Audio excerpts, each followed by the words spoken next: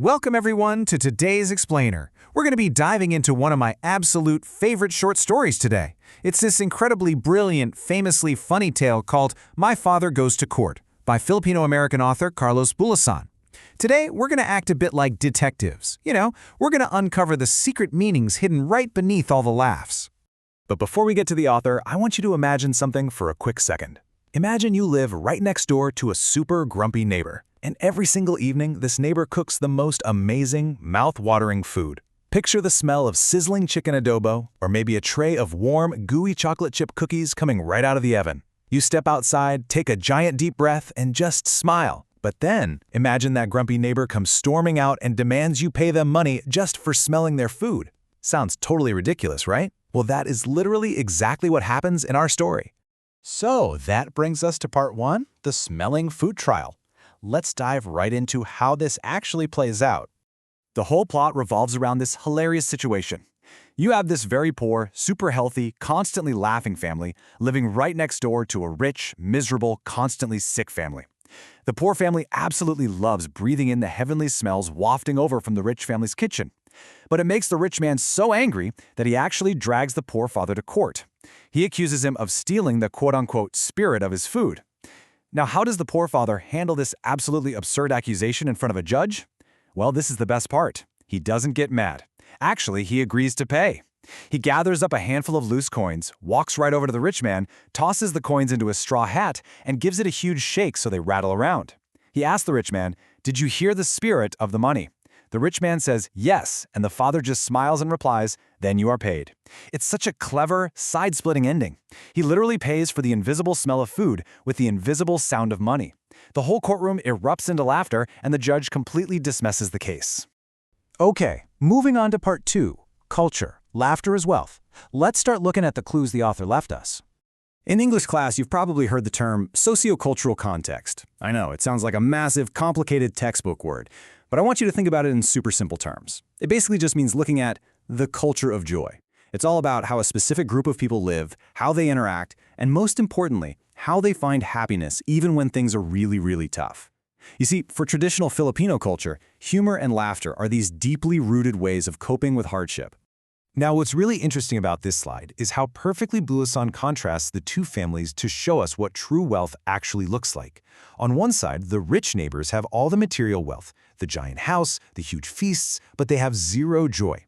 They are weak, suspicious of everyone, and they never laugh. But on the other side, the poor family basically has no material things at all. Yet they are absolutely glowing with health, bursting with energy, and their little house is constantly filled with laughter. Bulosan is using this cultural idea to teach us a huge lesson. Joy, family, and laughter are the ultimate forms of wealth. And unlike physical stuff, they can never ever be stolen or bought. Let's zoom out a bit to our second clue to figure out exactly who dreamed up this hilarious scene. Part 3, Biography. Meet Carlos Bulosan. This brings us right into biographical context. Again, big phrase, but it simply means we're looking at the author's real, actual life experiences to understand why they wrote this specific piece. An author's real-life struggles, their adventures, their heartbreaks, they almost always sneak their way onto the pages of their books. So, who exactly was Carlos Bulosan? Let's look at a quick timeline of his pretty incredible life. Carlos was born around 1913 in Binalonan, which is a rural farming town in the Philippines. He grew up experiencing very real poverty, honestly, much like the poor family in our story. In 1930, when he was just a teenager, he traveled all the way to America looking for a better life. But man, it was far from easy. By 1936, his hard life totally caught up with him. He became terribly sick with tuberculosis and had to spend 2 whole years stuck in a Los Angeles hospital. But Carlos absolutely refused to give up. While he was stuck in that hospital bed, he spent all his time reading every single thing he could get his hands on, and he started writing. By 1943, those hospital writings turned into famous essays and stories, including My Father Goes to Court. Before he got sick, Carlos worked some incredibly exhausting, low-paying jobs just to survive. He worked as a dishwasher. He bent over all day in the blazing hot California sun picking grapes and asparagus. He even traveled way up to Washington and Alaska to work in these freezing, totally smelly fish canneries. When you note this about Carlos's real life, My Father Goes to Court makes so much more sense. He wrote about a poor, proud family who refused to be bullied by their rich neighbor, because he himself was a poor, hardworking guy who was constantly being treated unfairly by wealthy bosses in America. And that brings us to zooming out one final time to the biggest clue of the whole bunch. Part 4. History, Hard Work, and Hope. We call this historical context. This just means we aren't only looking at Carlos's personal life anymore, but we're looking at the major events of the 1930s and 40s that shaped his entire generation of Filipino Americans. Back in social studies, you might have learned about the push and pull factors of immigration. Basically, why do people leave their homes? Well, they're pushed out by the bad things and pulled in by the good things. For Carlos and thousands of other young Filipinos, they were pushed out of the Philippines by extreme poverty and really difficult conditions created by centuries of harsh colonial rule.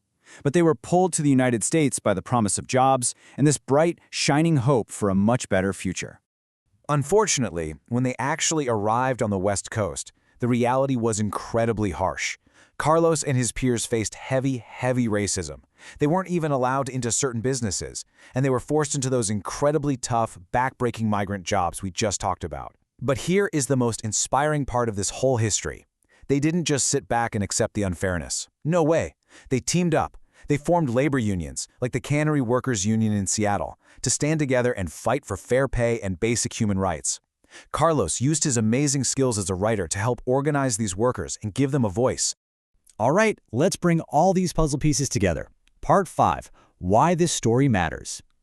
So, the crucial point we need to take away from this explainer is this. Carlos Bulosan didn't just write a funny joke about a hat full of coins to make people giggle. He used traditional Filipino folklore and comedy as a brilliant form of protest. He knew exactly what it was like to be poor and feel totally powerless against greedy, unfair systems. By writing a story where a poor farmer completely outsmarts an arrogant, wealthy man using literally nothing but laughter and the sound of a few coins, Bulosan was proving a point. He was proving that the human spirit cannot be crushed by money or power. Humor actually becomes a peaceful, unbreakable shield.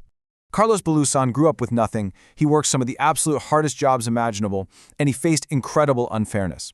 But instead of letting all that anger defeat him, he used laughter, he used joy, and he used his amazing talent for writing to fight back and stand up for what's right.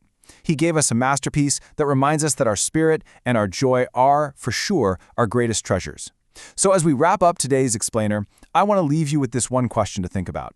You all have your own unique backgrounds, your own histories, and your own incredible talents. So, what story will you use your voice to tell? Think about it. Thank you so much for exploring this amazing story with me today. Keep reading, keep asking awesome questions, and please never forget the power of a good laugh.